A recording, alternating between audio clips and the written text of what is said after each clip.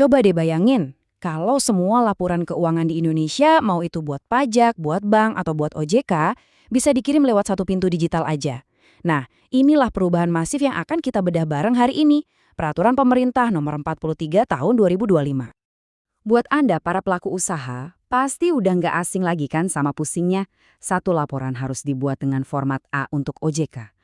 Format B buat kementerian, beda lagi buat bank.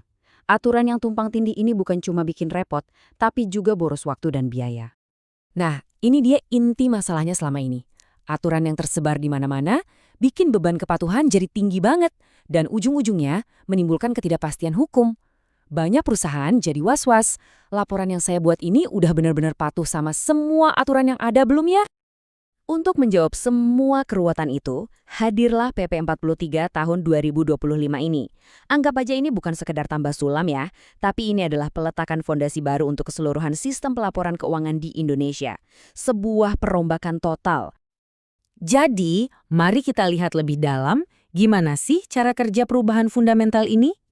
Kita mulai dari pilar utamanya dulu ya, pembentukan sebuah komite standar yang benar-benar baru dan ini penting, sangat berkuasa.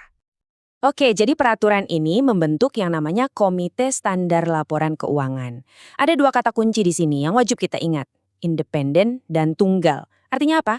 Artinya nanti cuma akan ada satu badan yang berwenang menyusun standar keuangan untuk seluruh negeri. Nggak ada lagi tuh standar versi A, B, atau C dari lembaga yang berbeda-beda. Terus, apa yang bikin komite ini powerful banget? Nah, ini dia. Posisinya, komite ini nggak di bawah kementerian manapun, tapi bertanggung jawab langsung kepada presiden. Tujuannya jelas, yaitu untuk memastikan standar yang dibuat itu benar-benar objektif dan bebas dari kepentingan sektoral manapun.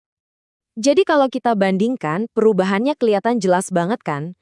Kita beralih dari sistem lama di mana standar dibuat oleh asosiasi profesi ke sistem baru di mana standar disusun oleh komite independen bentukan negara.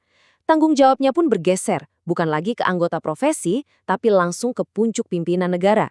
Ini sebuah pergeseran paradigma yang sangat signifikan dalam tata kelola. Oke, pilar pertama beres, sekarang kita lanjut ke pilar kedua, satu pintu digital bernama PBPK. Nah, ini adalah sisi teknologinya dari perubahan besar ini. Kenalan yuk sama PBBK, alias Platform Bersama Pelaporan Keuangan. Gampangnya, anggap aja ini sebagai gerbang tunggal untuk semua urusan pelaporan Anda. Nggak perlu lagi dah kirim laporan ke banyak alamat, cukup unggah sekali di platform ini. Alur kerjanya jadi simpel banget. Langkah pertama, Anda susun laporan keuangan seperti biasa. Langkah kedua, unggah ke PBBK. Selesai, cuma gitu doang. Nanti sistemnya yang akan otomatis meneruskan ke semua otoritas yang berkepentingan. Wah, ini sih bener-bener sebuah efisiensi yang luar biasa. Jelas ya, perubahan segede ini nggak mungkin terjadi dalam semalam. Jadi implementasinya bakal bertahap. Tanggal kunci yang perlu Anda catat adalah tahun 2027. Di tahun itu, platform ini jadi wajib untuk para emiten dan perusahaan publik. Setelah itu baru diperluas secara bertahap untuk yang lainnya. Oke, pertanyaan penting berikutnya. Siapa aja sih yang kena aturan ini? Siapa yang nanti wajib lapor pakai sistem baru ini? Mari kita lihat lebih detail siapa saja yang secara hukum didefinisikan sebagai pelapor. Cakupannya ini luas banget. Pada dasarnya dibagi jadi dua kelompok besar. Pertama, udah pasti semua pemain di sektor keuangan. Ya kayak bank, asuransi, pasar modal, dan sejenisnya.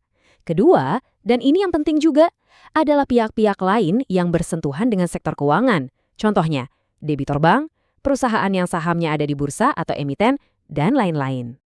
Sekarang coba kita mundur sedikit dan lihat gambaran besarnya. Apa sih dampak dari semua ini untuk dunia bisnis secara keseluruhan? Jadi, ada 3 tujuan utama yang ingin dicapai. Yang pertama, dan ini yang paling krusial, meningkatkan kepercayaan investor. Caranya, ya dengan data yang seragam dan bisa diandalkan. Kedua, tentu saja meningkatkan transparansi. Dan yang ketiga, ini yang pasti disukai para pengusaha, mendukung kemudahan berusaha dengan memangkas birokrasi pelaporan yang berbelit-belit. Jadi, visi utamanya adalah membangun sebuah ekosistem pelaporan keuangan yang robust. Robust itu apa sih? Gampangnya, ini adalah sistem yang nggak cuma efisien, tapi juga kuat, andal, dan susah diakali. Kalau diibaratkan bangunan, ini adalah fondasi yang dibikin kokoh banget. Biar lebih mantap, ini ada kutipan langsung dari naskah peraturannya yang benar-benar merangkum semuanya. Harmonisasi kebijakan diperlukan guna menciptakan ekosistem pelaporan keuangan yang robust. Nah, inilah filosofi utama di balik semua perubahan ini. Pada akhirnya pertanyaannya kembali ke kita semua kan. Dengan semua sistem dan komite baru ini, apakah PP 43 tahun 2025 akan benar-benar berhasil menjadi game changer yang menyederhanakan dan memperkuat iklim bisnis di Indonesia? Sepertinya hanya waktu yang bisa menjawabnya.